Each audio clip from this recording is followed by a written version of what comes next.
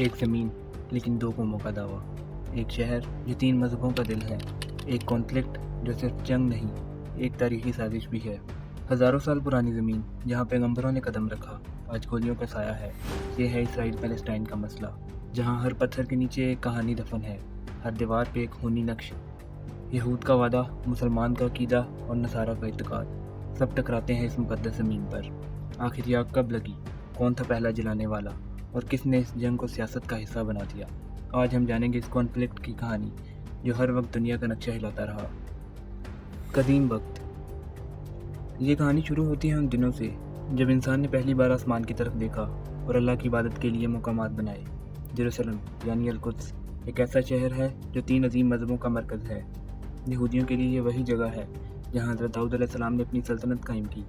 حضرت سلیمان علیہ السلام نے اللہ کے حکم سے پہلا معبد یعنی ٹیمپل بنایا۔ یہ ٹیمپل ان کے عقیدے کا مرکز بنا۔ عیسائیت میں بھی یہی شہر مقدس ہے کیونکہ حضرت عیسیٰ علیہ السلام کی آخرت یہیں سے جڑی ہے۔ اسلام میں بھی اس شہر کی اہمیت کسی سے چھپی نہیں۔ یہ وہی مقام ہے جہاں حضرت محمد صلی اللہ علیہ وسلم نے معراج کا سفر کیا۔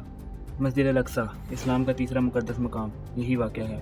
ہر مذہب کا اپنا تعلق، اپنا درد اور اپنی کہانی ہے، مگر ایک بات سب میں مشترک ہے، یہ زمین صرف مٹی کا ٹکڑا نہیں بلکہ روحانیت کا مرکز ہے۔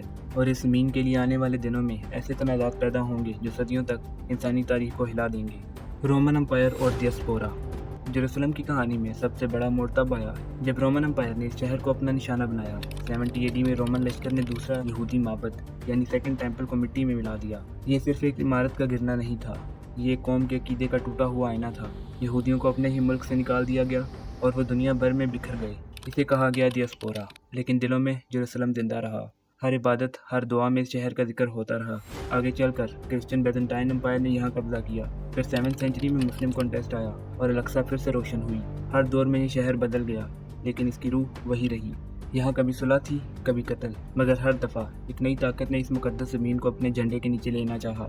اس چیپٹر میں سمجھنا یہ ہے کہ جب تک زمین کا تعلق صرف سیاست سے ہو، اس وقت عقیدہ سیاست کا غلام بن جاتا ہے، اور یہی ہوا یروشلم کے ساتھ۔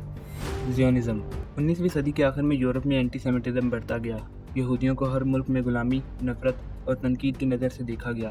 اسی ہوا میں پیدا ہوئی زیونسٹ تحریک، جس کا مقصد تھا کہ یہودیوں کو ایک اپنا ملک دیا جائے۔ 1897 میں تھیوڈر ہرزل نے زیونسٹ کانگریس بلایا اور کہا کہ پیلسٹائن کو یہودیوں کا وطن بنایا جائے، لیکن اس وقت پیلسٹائن میں عرب، مسلمان اور کرسچن آباد تھے جو پیڑھیوں سے یہاں رہتے آئے تھے۔ پھر 1917 میں برٹش امپائر نے بیلفور ڈکلیریشن جاری کیا، جس میں کہا گیا کہ ان کا ارادہ ہے کہ پیلسٹائن میں ایک جوئش ہوم لینڈ قائم کریں، لیکن اس وعدے میں پیلسٹائن کے اصلی رہائشی یعنی عرب کو نظر انداز کر دیا گیا۔ یہ پولیٹیکل چلاکی تھی یا کلونیل اسٹریٹجی، مگر اس سے آگ بھڑکی۔ یہودیوں نے یہ وعدہ اپنی تقدیر سمجھا اور عرب نے اسے اپنے حقوقوں کی خلاف ورزی۔ یہی تھا وہ پل جہاں تنازع صرف زمین کا نہیں، پہچان کا بن گیا۔ زیونزم ایک ڈریم تھا یہودیوں کے لیے اور نائٹ میئر بنا پیلسٹائن کے لوگوں کے لیے۔ اسرائیل کا قیام۔ 14 مئی 1948 کو اسرائیل کا اعلان کیا گیا۔ دنیا کے لیے ایک نیا ملک پیدا ہوا، مگر پیلسٹائن کے لیے یہ ایک تباہی کا دن تھا۔ یہودیوں کے لیے یہ آزادی تھی، مگر لاکھوں فلسطینیز کے لیے یہ تھا نکبہ یعنی تباہی۔ 70,000 سے زیادہ لوگوں کو اپنے گھروں سے نکال دیا گیا، قبرستان بھر گئے، لیکن ہوا میں صدا رہی، ہمارے گھر کب واپس ملیں گے؟ جنگ چھڑ گئی۔ ایجپٹ، جارڈن، سیریا نے اسرائیل پر حملہ کیا، لیکن نتیجہ الٹا نکلا۔ اسرائیل نے اور زمین قبضہ کر لی۔ 1949 کے سیز فائر کے بعد پیلسٹائن صرف نقشے میں رہ گیا۔ غازہ اسٹرپ اور ویسٹ بینک 2 حصے بن گئے، لیکن ایک ملک۔ یہ چیپٹر دنیا کے لیے انڈیپینڈنس کا تھا، مگر ایک قوم کے لیے ایگزائل کا۔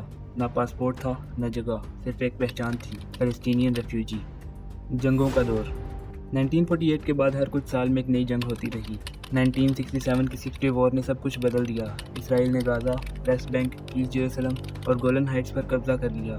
ہر نیا دن ایک نئی چیک پوسٹ بن گیا، اور ہر نئی چیک پوسٹ ایک پرانی درد کی یاد۔ 1987 میں پہلا انتفاضہ آیا۔ جوان پتھر لے کر اسرائیلی ٹینکس کے سامنے کھڑے ہوئے۔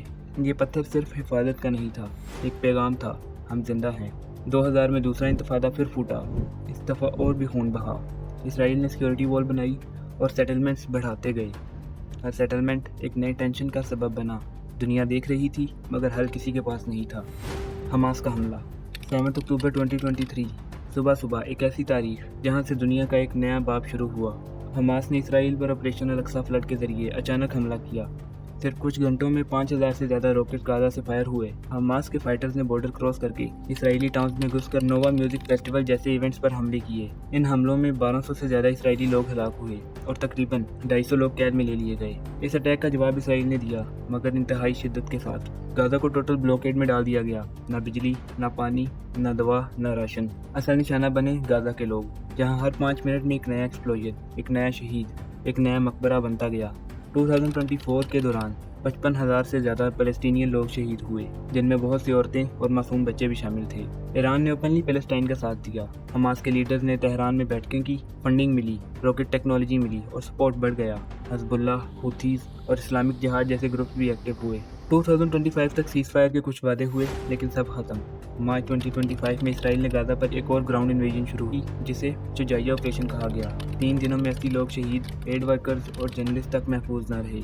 ऑस्ट्रेलिया के आर्मी कमांडर्स ने इसराइली फोर्सेस के कुछ ऑर्डर्स को ह्यूमैनिटेरियन ग्राउंड पर मंजूर करने से इनकार कर दिया। आज 2025 के मिड में यूएन कह रहा है कि 2 स्टेट सोल्यूशन ज़रूरी है, मगर इसराइल पॉलिटिकल प्रेशर को इग्नोर कर रहा है। गाजा अभी खौफ का घर बना हुआ है। ये जंग सिर्फ सरहदों की नहीं, ये इज्जत, हकूक और वजूद की जंग बन चुकी है। ये कहानी अभी ख़त्म नहीं हुई। आपने सुनी कैसी ज़मीन की कहानी, जहाँ हर पत्थर के नीचे एक तारीखी सच छुपा है, हर मुकाम पर एक दुआ और हर दीवार पर एक खून का दाग है। ये सिर्फ एक जगह का मसला नहीं, ये इंसानी शनाख्त, यकीन और सियासत का टकराव है। आज भी मस्जिद अल-अक्सा में अज़ान होती है, लेकिन उसके आसपास फौज का साया है। आज भी तेल अवीव में शहर रोशन है, मगर बॉर्डर के उस पार अंधेरा है। हर मर्तबा जब एक फिजा में अमन का पैगाम उड़ता है, दूसरी तरफ गोलियों की आवाज़ उसे दबा देती है। ये कहानी अभी ख़त्म नहीं हुई। शायद अगला मोड़ आपकी सोच बदल कर लिखे। तब तक इस वीडियो को शेयर करें ताकि सच की रोशनी अंधेरों में दिखाई दे। Thank you for watching.